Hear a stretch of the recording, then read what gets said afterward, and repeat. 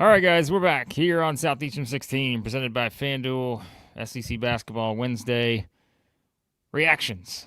As we're going to give you our thoughts on two of the games from last night. We did do something after Arkansas's comeback win at Oklahoma. It's just easier sometimes to do reactions after the early games, whereas the late games sometimes finish a little late, and we don't have as many people in here because everybody wants to go to bed, Max Barr. But maybe not so much suspense last night in the two other games, as it was Alabama taking it to Missouri, and then it was Vanderbilt taking it to Kentucky. So we'll talk about both of those. You guys hop on in the chat and share your thoughts. I know people are ready. Justin's here talking about the Commodores. Max, I said yesterday, I'm like, what is FanDuel doing? 6.5? Are you kidding me? Too high. The Cats were streaking. They were having all kinds of fun out there playing basketball. And we both said, if Duke Miles doesn't play, are you kidding me? 6.5? Well, Duke Miles didn't play. Vanderbilt won by 25. Just how we drew it up.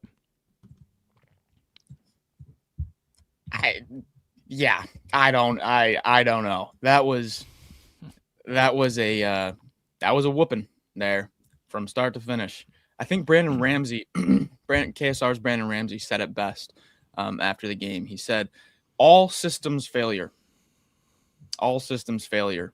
That was a tough one there. You got to credit Vanderbilt without two key guards. Basically had Okereke playing the two guard, really, honestly, because Nickel was still on the wing at the three. So you really had it. The lineup really went Tanner, Okereke, Nickel, McLaughlin, Washington. And first time you'd seen that from Vanderbilt all year. 43 rebounds total for Vanderbilt, 37 rebounds for Kentucky. Where did that come from? We had been circling that on every Vanderbilt game for the past 2-3 weeks now. I think it was Tar Heel legend Justin Jackson on the field of 68. He had a clip go viral, Blake, that said, I just think Kentucky's physicality is too much. They're going to go in there and whoop Vanderbilt, I think was the quote. And, man, I don't know how, you got some Vanderbilt fans dunking on him today, but I don't know how you could blame him for having that take before the game when that had been a huge Achilles heel for the Commodores, and they come out and just take it to him physically. Yeah, I mean, it's an interesting thought just because I don't know that I would have necessarily said that Kentucky was one of the most physical teams out there. But you could have seen how, I mean, we said it in the preview yesterday. Like, we're just kind of like, that's it. Like, if Kentucky can be physical, if they can come out and try to push Vanderbilt around, and I think, I said I thought Devin McLaughlin was like the X factor here, just based on if Vanderbilt can keep him on the floor, I think he's the difference. And what do you know? He stayed on the floor. 11 points, 12 rebounds, played 32 minutes, only had 2 fouls. And I just think he significantly impacted the game. That was his lowest foul total of the entire season. I think except for that, which game was it? New Haven. He didn't have a single foul against New Haven. Every other game this season, he's had at least 3 fouls. So, consider that. And so, Vanderbilt, when they have him on the floor and he's not having to sit, this time, remember how many times we talked about Devin McLaughlin we were pointing out, I think it was a Sports Reference, he was always, in the top 10 of, multiple categories last year, in all those, win shares and that, just stats like that are kind of, ones that, I don't know, maybe you can't always quantify. But it just, that dude, he played such a big factor here, but it was more than that, right? This was one where Vanderbilt kind of came out, set the tone early, and I thought it would be that kind of game. Whoever sets the tone early, it is kind of still one of those, I don't know. I think it's one of those games where it's you got all this winter weather, everybody's how many people are in the building, all that kind of stuff, and I just thought Vanderbilt was the aggressor from the tip. Kentucky could not match their energy. And, you couple that in with Vanderbilt kind of getting after you defensively. Kentucky just did not have a lot of great offensive performances here. I mean, what? Oway and Aberdeen combined for 35 of the 55. And so just, yeah, I mean, that's what it is. So. Yeah, Byington in his post-game press conference said, like, our number one area of attack here was physicality. We thought that Kentucky had a weakness of dealing with physicality, and that was the number one thing we were trying to attack in this game. So game plan executed there by Byington and company. Speaking of Byington, this is he's quite the character. He has been sleeping in Memorial Gym because of the power outages. Blake, did you see the? Oh yeah. I'm gonna pull up the clip real quick here. It's a nice setup this man has. Like, let's call it what it is. I'd be fine sleeping there every day. Like, I mean, that looks like a pretty good deal you got there. I mean, the pillow situation, I could critique that a little bit. I'm not sure how he sleeps on those pillows, but it's like a pretty good setup if you ask me. That's what. Hey, it just means more, folks. It just means more. Mark Byington, and he was asked, "Are you going to sleep again tonight in Memorial Gym?" And he said, "Well, it's pretty late. We're gonna have to see." But he was having fun with it. How about the game from Chandler Bing? There? Freshman, 6'5", 211 pounds, good size. I'll take you through his minutes here. Last two games, 19 and 26 minutes. Before those, the 4 games before the past 2 here, 1, 0, 2, and 7 minutes. Chandler Bing was a non-factor in this lineup through mid-January, and now the past 2 games, 19 minutes, 26 minutes, 2 efficient offensive performances. Chandler Bing here, some nice size there at 6'5", played some good defense, I thought. Stepping up without Duke Miles. By the way, Byington did give an update on Duke Miles. He's going to have surgery today, I believe. He's having surgery on his knee, but it's like one of those just little cleanup surgeries, and should be back soon was the exact word Byington used, was soon. So I don't know, maybe a week or 2. Yeah. Which is a good thing that Vanderbilt's got these couple wins, because if you look at their upcoming schedule, we said they're at Ole Miss on Saturday. Then they get the midweek off next week before they play Oklahoma at home the following Saturday. So I would say ideally, if you're Vanderbilt, you would love to have everyone back, like maybe by like Valentine's Day, because that's where you go to Auburn on the 10th. You're home against A&M on the 14th on Valentine's Day. So we would assume Frankie Collins is back before then, right? I think that's going to happen. So like how long Duke Miles is out, don't know, but yeah, it's kind of brutal, right? Because you're just thinking, man, team missed the losing streak. You're thinking you got it all together, and then you're going to get your best perimeter defender back in Frankie Collins to give you that third guard. You're just going to make it tough for everybody matchup wise, and then you got this with Duke Miles. So, yeah, but still, I mean, that was the thing, right? If we would have went into this thing and he's not playing, man, what an opportunity for Kentucky. But like you mentioned, whether it's Bing, of course, Tyler Nickel made a lot of big plays in this game. Tyler Tanner did his thing. No surprise there. Commodores made shots. Kentucky did not make shots. Didn't shoot it well. That doesn't help. And then turned the ball over, too. There's some just kind of, I thought, not so great turnovers that didn't help the big Mo there. And I'm not talking about Mo D, just the momentum in the game and all that. So, yeah, it was just a dominant performance from Vanderbilt. What else do you say? Like I said, I think just setting the tone early was crucial here, because you kind of had the Cats in catch-up mode. And I know they've been so used to that, but at the same time, like, Vanderbilt just presents some different matchup issues than maybe some of these other teams have. So, yeah, just great win for Vanderbilt. No other way to put it. But I do want to quickly say this. And I know everyone's talking about, like, everybody's making, getting in on ragging on the Cats right now. But we kind of have to remember here that Kentucky just won 5 in a row heading into this game. And I think people are kind of treating this as though, oh my gosh, that's the end of the season now. They lost by 25 on the road. Vanderbilt lost by 25 at Arkansas. And they look okay right now. Arkansas went on the road and got walloped by Auburn by 22. They look okay right now. Florida lost at Missouri. They're okay right now. Hey, life on the road in the SEC, man. I think Kentucky's ceiling is pretty clear now, Max, when it comes to if you don't have Cam Williams, if you don't have Jalen Lowe, you don't have Jaden Quaintance. That's a different team. But I'm not going to just all of a sudden say Kentucky's season over after losing by 25 at Vanderbilt when they just won 5 in a row. That's the story of the SEC this year, Blake. You got to be able to ride out the lows and bounce back, because there's been no team that hasn't had to dip down and answer those tough post-game press conference questions and open up the social media to a ton of backlash and whatnot. So I'm not going to overreact. I think this was much more about Vanderbilt than it was about the Cats. But at the same time, you have the trend of the first half deficits that has not been fixed yet.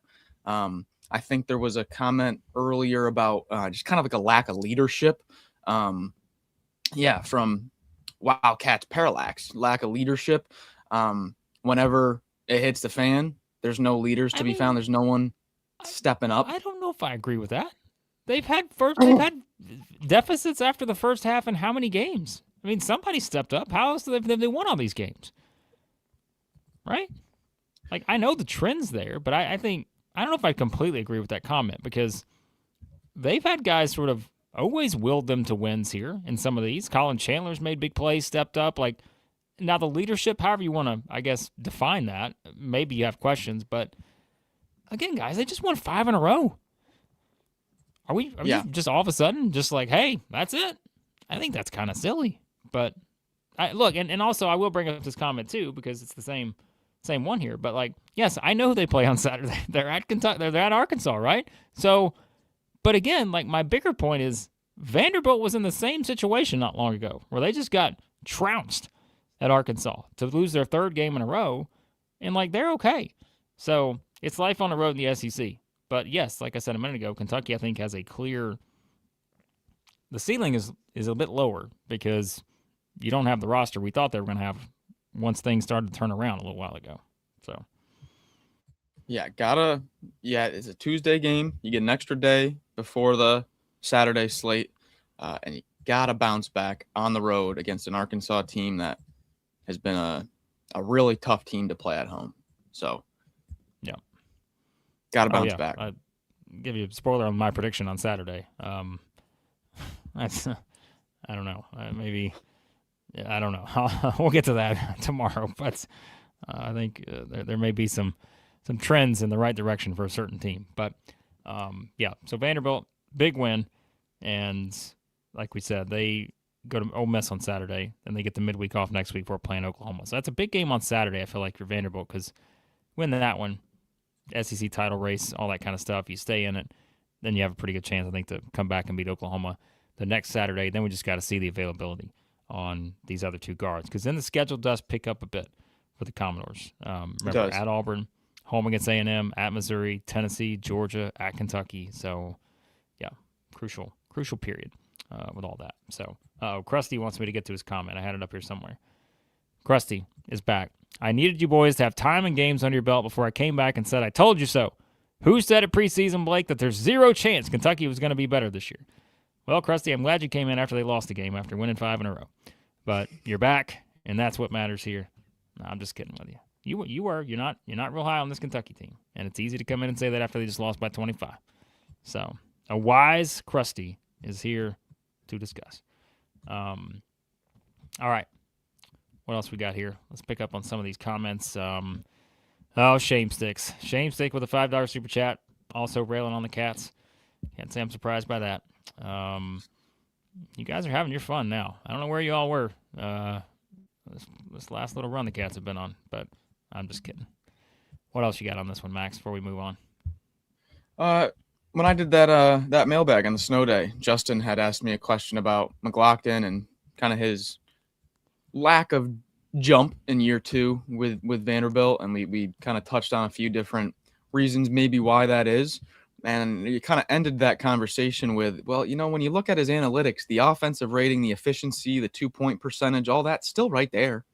He's not, a less efficient player. It's just he's got a Jalen Washington to play with now. He's got an Okereke that's playing with him, kind of the same build. and now you give him a game where he stays out of foul trouble and plays 30-plus minutes, and he puts up a double-double, stuffs the stat sheet. So I think it's just a matter of kind of rotations, what the game script is for Vanderbilt and whatnot. They wanted to impose physicality, and McLaughlin was the guy to do that in this game. Yeah, just as we said, the Commodores are going to be fine. Bouncing back, winning by 32, by 25. They're okay, folks. That 3-game losing streak just kind of was what it was. Bad matchup, bad part of the schedule, and all that. So, yeah, speaking of scheduling, as we said, Kentucky's at Arkansas on Saturday. Then they are home for 2 games next week, Oklahoma and Tennessee. So that's where things stand. Vanderbilt's at 5-3 in the SEC. Kentucky also at 5-3 now. So these 2 teams still in a good spot, but we'll see who can make up some ground here as we move forward. All right, let's quickly get into this. Not a ton to say about this one. Alabama 90, Ooh. Missouri 64, another game where just kind of one team got it taken to them, and that's what happened here. As Missouri just could not match Alabama. We figured, Max, this was kind of a tough spot for the Tigers going on the road. We mentioned, it's just about matchups. Alabama goes 15 and 39 from 3 here, got to the free throw line. Pretty much, I don't know what else you say. They just controlled the game. And speaking of controlling the game, there was a certain player on the floor that played 18 minutes who I thought was in control and played pretty well, and that was Charles Bediako, 14 and 6 in this one. He's a difference maker, I would say. He does make a difference. I know Tennessee fans may disagree, but I think long term, Bediako, especially heading into this matchup against Florida, he's what they need. I think to give them a nice little boost. So 34.8%. 34.8%. What was that in this game? 34.8%. That was what Missouri shot from the free throw line. 8 of 23. 8 of 23 from the free throw line as a team for 34.8%. I can't remember a team shooting 20-plus free throws, shooting under 35% ever. I don't have the stats and research on that, but that's got to be one of the worst free throw shooting performances from a team ever.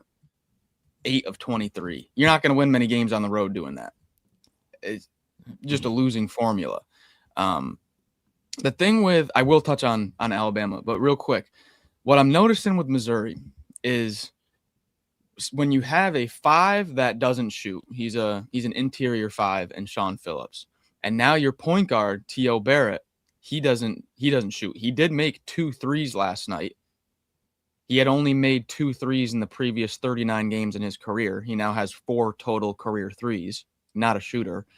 When you have that, the point guard that is not a, get up into his face threat from 3, and a center that doesn't play out on the perimeter, how do you expect Mark Mitchell to operate with any sort of efficiency in there? There's 20 different arms clawing, sagging off, trying to help off on Mark Mitchell. And so the thing that I'm noticing with Missouri is when they don't get that heat check game from Jaden Stone or Jacob Cruz or Trent Pierce had a few when he was back. If you don't get that heat check game from a perimeter guy, and it's really reliant on, okay, Mark Mitchell, we need you to make something happen, there's no space for him to operate. It's all congested in there. And when you're playing against a 7-foot NBA player and Aiden Sherrill, one of the best rim protectors in the league already, good luck scoring. Yeah, it was a bad combination of things for Missouri. And this one couldn't make a shot from pretty much anywhere, especially, as you said, the free throw line, 3-point line. And then Alabama's just knocking down threes, Reitzel's going off, and all those things. And yeah, this is why I keep talking about Alabama. Remember, guys, let's be honest too. We weren't that far removed from, oh no, the sky's falling for Alabama too, and no, it's not. There's no reason to overreact. Alabama still has a ceiling that I think that is much higher than most SEC teams. Again, I think Florida's gotten there now, but the way they play, and you just see again how they can sort of dictate a game. yeah, like they're impressive. And if you get Amari Allen back, you get the Allen-Bediako combination heading into Florida on Sunday, I think that's a fun group to watch right there if you kind of have those guys playing off each other, especially given what Florida is going to have, we know, in the front court. So I think that's going to be a fun matchup to discuss if Allen is good to go. But yeah, I mean, I don't say this is like what we thought it would be. I don't know if we expected it to be 26 points, but it just did feel like one that Alabama was going to win the game and maybe even handily. What was the spread? 10.5, whatever it was. 10.5. Yeah. So that's it. So I think that was kind of to be expected for Missouri. I just, like I said, I think they're an NIT team right now. Just don't think they have enough meat on the resume there. And when you lose games like this, the way they lost this one, that's not going to help you. So we'll see if Missouri can find some stuff there to get it going. But, just a tough matchup. Yeah, Missouri's updated shot to make the NCAA tournament from Torvik's simulations, 9.5%. It's the lowest it's been in some time for Missouri. On the Alabama side, Jalil Bethea passed 3 games, starting with Oklahoma, Tennessee, then Missouri, 8 minutes, 7 minutes, 4 minutes. Nate Oates did say in his post-game press conference that they're leaning on the defensive leverage numbers, the defensive analytics.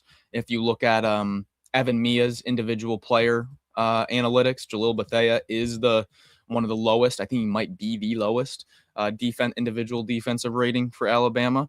And so you're seeing Alabama lean into defense. He said that's what the game plan was coming into this game, was defense.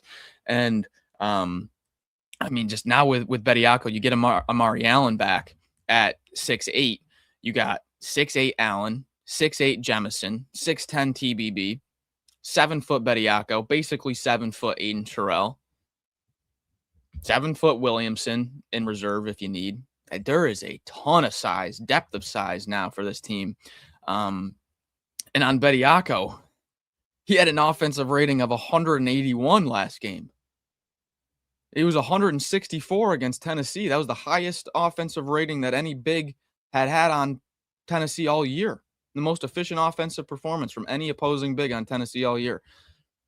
His freshman season in 2021, 2022, he was number 1 in the SEC in offensive rating. If there's any doubt if this guy would be a good offensive addition after 3 years of G League play, practicing with the Nuggets and the Pistons, through 2 games, his offensive rating is 174.2.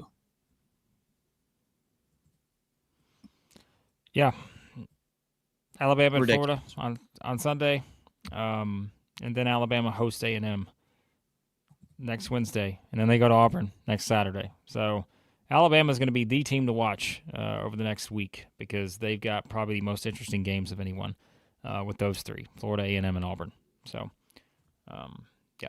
That Florida game now is going to be interesting with Todd Golden's comments. Yep. I think Nate Oates and Todd Golden seem to be 2 personalities that I could see clashing a bit. We'll find out on Sunday. But sign me up. Yeah, as for Missouri, they host Mississippi State on Saturday, and they're at South Carolina the next Saturday, so they get the midweek off. It's about 2 must-win games. Missouri's got to win both if they want to stay in the tournament conversation. So. All right, there's that. By the way, I was seeing some comments coming in. Dawson Boy said, no hog love from Blake. We did a 40-minute stream last night on Arkansas, and we were loving on the Hogs for 40 minutes last night. So I'm going to put the comment here. You guys may have missed it if you jumped in late. This is the stream we did on Arkansas and Oklahoma last night, so there's a link to that. Ed asked earlier, no rankings this week. No rankings this week, Ed. Schedule got thrown off with the ice storm and all that. So, no power rankings this week. We'll pick back up next week with those, and everyone can debate whatever you want to debate, because ranking this league right now, I mean, I don't have any confidence on many spots with our rankings. All right. Josh is here, and what do you know? $10 super chat. The weatherman has checked in. Antagonizing the Cats. There you go. He's going to go Arkansas by 20+. Wants us to call the Hogs. We cannot legally do that here on this stream. It is in our contracts. We cannot call the Hogs live on air. So, yeah, but there you have it. So, all right. What else we got here? We're going to get into some predictions in a second. We're going to do some quick picks for tonight's games. Like we said, guys, the schedule for this week, a little bit thrown off. We'll get back to, hopefully, our normally scheduled programming next week. We'll do our predictions tomorrow, back on schedule, live for all of our MVPs and legends. So tomorrow, if you want to sit in on all of our Saturday predictions, you can join in live on those. And, yeah, obviously got a pretty interesting slate for Saturday and Sunday, of course, with the Sunday game with Florida and Alabama. But quickly, before we get into our picks here, go get a Woo Pig. I'll give you a Woo Pig. All right? Woo Pig. How about that? The Arkansas fans want a little something to get them going here on a Wednesday morning. But that does get you going. The thought of wearing some AND collar, ANDcollar.com, that'll get you going because you're thinking, I got some great pants, a polo, a button-up, quarter zip, little suit. Anytime you do any of that stuff, holy cow, you're thinking, this material right here has to be from AND Collar. SEC16 for 16% off over at ANDcollar.com. Use our code over there. Buy some great stuff. It's tremendous, tremendous stuff over there. And, yeah, remember, all the fine products they have. Man, every time I think about Max Barr, I think that polo that this man was wearing yesterday and just think, how could anybody look better than this in performance menswear, Workleisure? Excellent, excellent stuff. Head over there, ANDcollar.com. And ROKFORM, ROKFORM.com, the world's strongest magnetic phone case, extreme protection, super strong magnets, rock lock, secure mounting, SEC25, 25% off. All their great phone cases, accessories, and everything over at ROKFORM.com. Max did just drop the link in there. If you want some of our fine Southeastern 16 merch, you can do that. SE16.printify.me. Hats, shirts, coffee cups, everything. They got it all over there. Check it all out over there as well. I went to grab my coffee cup. It's being washed right now. Yeah, well, sometimes you need to wash putting these things to use. They are. They are. So, David wants me to give a Rocky top. I don't know if I can do that either. Just can't do it. So, that's right, Sam. Not everyone can work in their pajamas like the Southeastern 16 bums. Again, it used to be 50-50 on if any of us were wearing pants, but now that we have AND Collar, we're wearing their pants every single day. Yeah. Be full on Workleisure. So, all right, let's make some picks for tonight's games. Again, we're going to go a bit quicker than we usually do for these, but these are our quick picks for tonight since we are a bit behind schedule this week, of course. So, all right, at Mississippi State's at LSU, 6 p.m. Central on the Plus.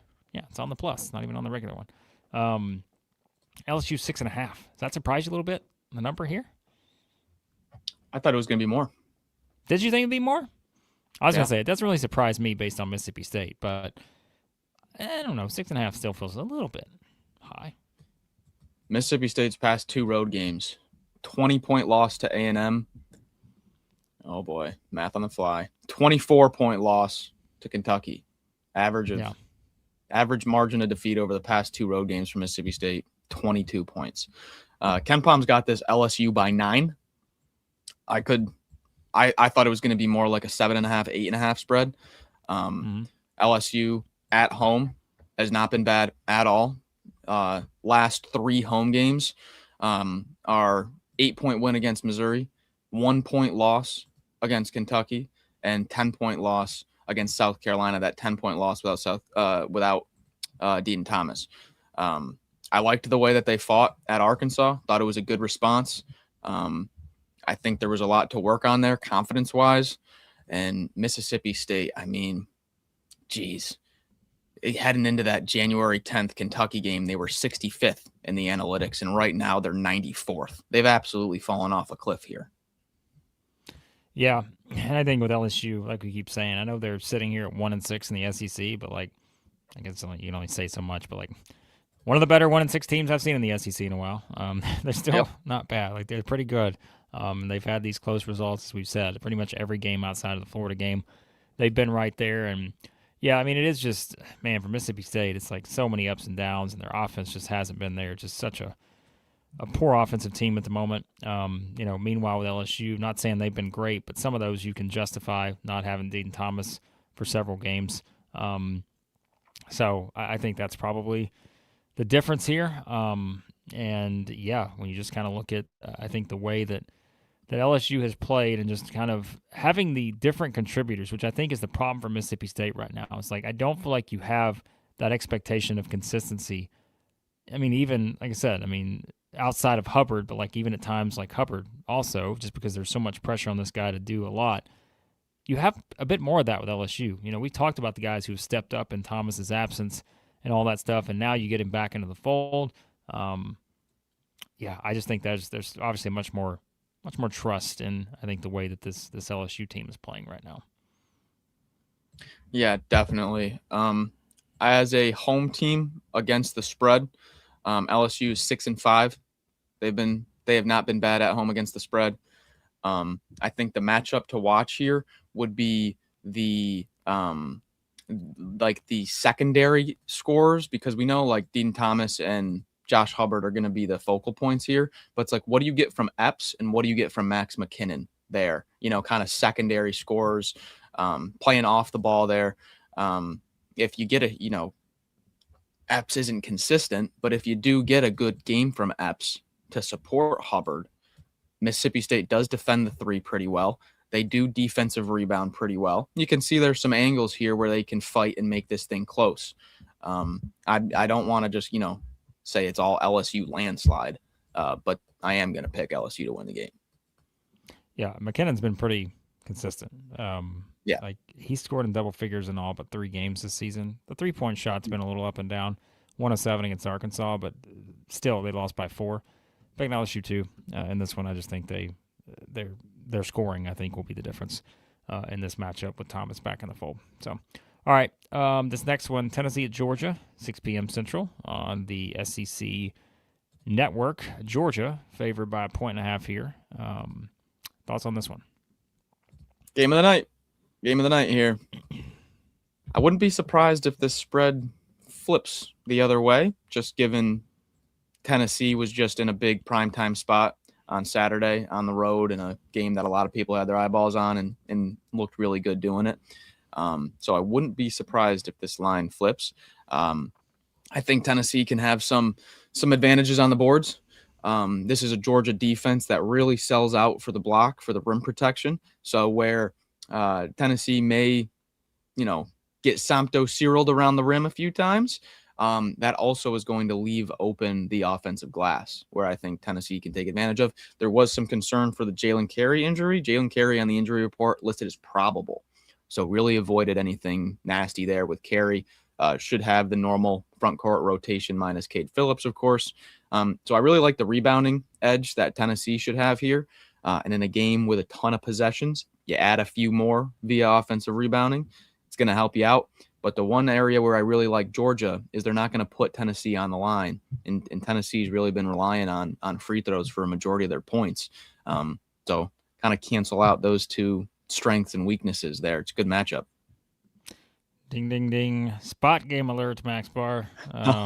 Tennessee coming off the emotional high of winning at Alabama. Georgia coming off a 20-point loss to Texas. Coming back home to Athens. I'm just saying, that spot's worked pretty well for those teams like Georgia this season. So that's something to note. I may have liked Georgia better yesterday if this game had been played instead of getting rescheduled another day. It gave Tennessee a little extra buffer there. But, yeah, you said it. Like, I think the rebounding is something to watch here for sure, especially Tennessee's just excellence on the offensive glass and Georgia's not so excellence maybe in stopping that. So I think that's definitely something to look at here. But, man, you also look at Tennessee, and I'm thinking on the road, could you see them be a little bit sloppy here? Turnovers, like that kind of stuff, I think will come into play. You mentioned the free throw line. I think that's obviously another one where I could see this being a bit of a free throw type game for both teams. And so, yeah, I don't know. Like this is kind of an interesting one because I think we've seen Georgia respond pretty well. I feel like in these kind of scenarios. Remember the last time, they kind of lost the one against Ole Miss, and they bounced back and beat Arkansas in kind of a big setting. This one, really a surprise 20-point loss in Texas. And now to come back, I think they'll be kind of focused and set up. And I think with Tennessee, man, it's just like, I mean, they are the ultimate up and down team, right? Lose to Arkansas, beat Texas. Lose to Florida, beat A&M. Lose to Kentucky, beat Alabama. And so it's hard to know with the Vols right now. And I think, not to say that Georgia's been great in that category, but like Tennessee, just, man, it's hard to know what you're getting with them. So I can definitely see a scenario where the crowd is rocking. Maybe Gillespie needs a spill for a minute or two, and the turnovers start. Even with Gillespie on the floor, the turnovers have been the worst in the SEC. Tennessee's offense is ranked 16 in the league in SEC play and turnover rate. It's a Georgia team that loves to get up and down, make some chaos happen, get you out of your tempo, playing their tempo. I can totally see a scenario where maybe Ament doesn't have a 30 bomb this game, and you're relying a little bit more on Gillespie to create, coughs up a few extra turnovers. You get the classic pick six, as the coaches like to call it, when you just get the easy run out dunk, and not putting Tennessee on the free throw line, blocking a few shots. Are the extra possessions and, maybe the defense for Tennessee, is that good enough to win on the road against Georgia? I think that's why this line is so tight. But Blake, before we make our picks, I do want to note that Mike White at Georgia has never beat Tennessee. He has not won a game in 4 years against Tennessee at Georgia. You got to go back to, I think, 2020, 2021 with Florida, the last time Mike White beat Tennessee. So it has been a trend here where Rick Barnes has Mike White's number. So a little matchup history there for you. Favors the Vols. All right. So who are you picking? This is like you said, the classic Georgia spot. This is if you have followed along or you know anything about college basketball betting. This is Georgia smash 100 times out of 100. And this year, Blake, I haven't been fading myself when I'm super confident in a pick and it's been going well. So I'm gonna do that here though. I'm gonna go Vols on the road. See what happens. Come on, let's shake it up. Yeah, I've been sort of fading the spot game, seemingly just always picking against it. And when you brought up the numbers of Rick Barnes versus Mike White at Georgia, I was just like, okay, that tells me all I need to know. So therefore, since I am confident in Tennessee, I'm going to pick Georgia. Okay. So like I'm worrying myself here, but I'm going to do the emotional hedge in this game. I've decided this is the emotional hedge game. I'm going to pick Georgia, but I'm be doing Tennessee on the money line over at our friends at FanDuel, I think.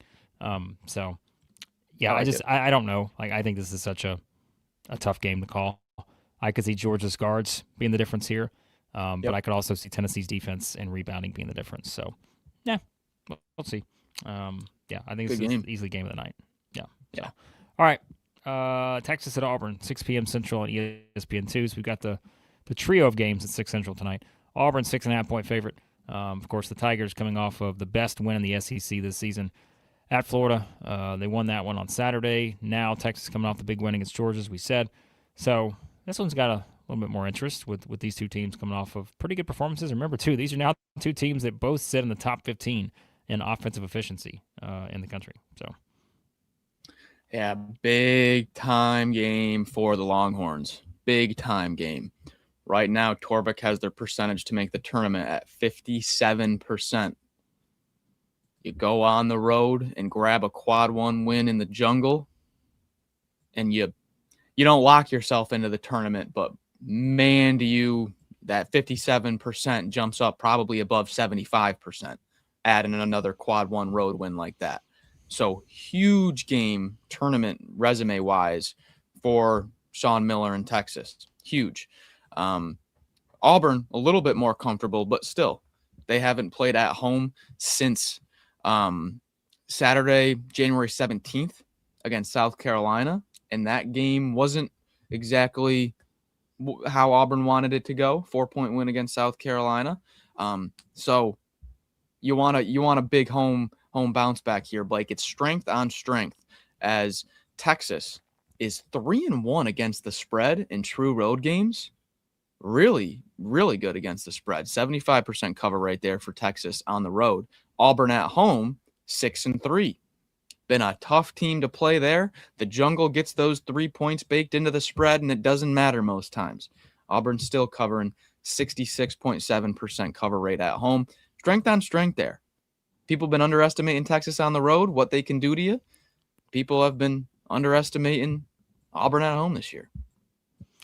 I think this game will be played inside the perimeter because I think you kind of look at, again, where these two teams excel. Auburn's worst statistical thing in SEC play has been their 3-point defense, but yet when you look at Texas, they had a couple of those games there, like against Tennessee and Alabama, where they made some threes, but I still think, overall, I know they're coming off 8 of 21 against Georgia, but I think this will be a kind of that classic, you could see a high free throw volume type game here, just because I think of the way these two teams may kind of attack each other.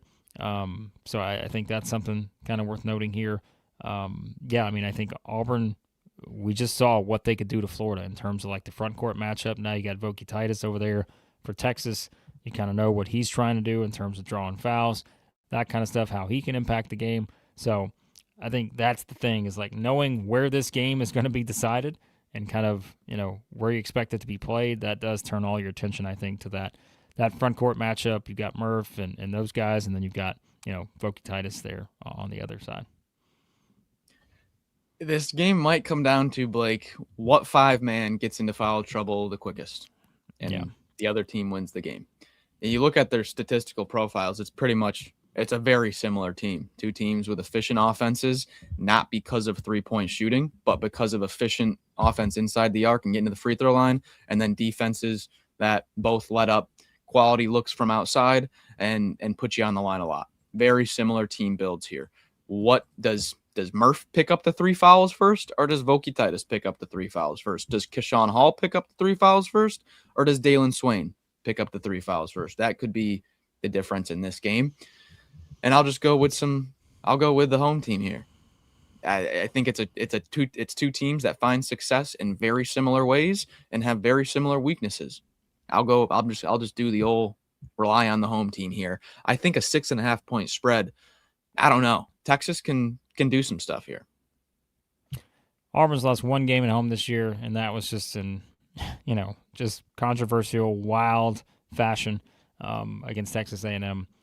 When in doubt, pick Auburn at home, and I don't even know if I'm that much in doubt. I just think Auburn, coming off that win against Florida, I think they're in a really good spot. They put together the defensive effort right now, 67, 66, 67 the last 3 games.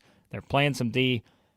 2 high-scoring teams here, but I trust Auburn more right now on the defensive side, the way they've been playing. So I'm going to pick Auburn in this matchup. All right, and the last one, Florida at South Carolina, 8 p.m. Central on the SEC Network. This is one where Florida favored by 11.5, I believe it is right now. No surprise there, Max, based on where these two teams are at, and maybe even more so. Probably not a surprise for Florida to be sitting here as a double-digit favorite, knowing they're coming off a loss, and if you're playing the percentages here, it seems like a good setup for the Gators, especially when you do look at some of the strengths and weaknesses of these two teams.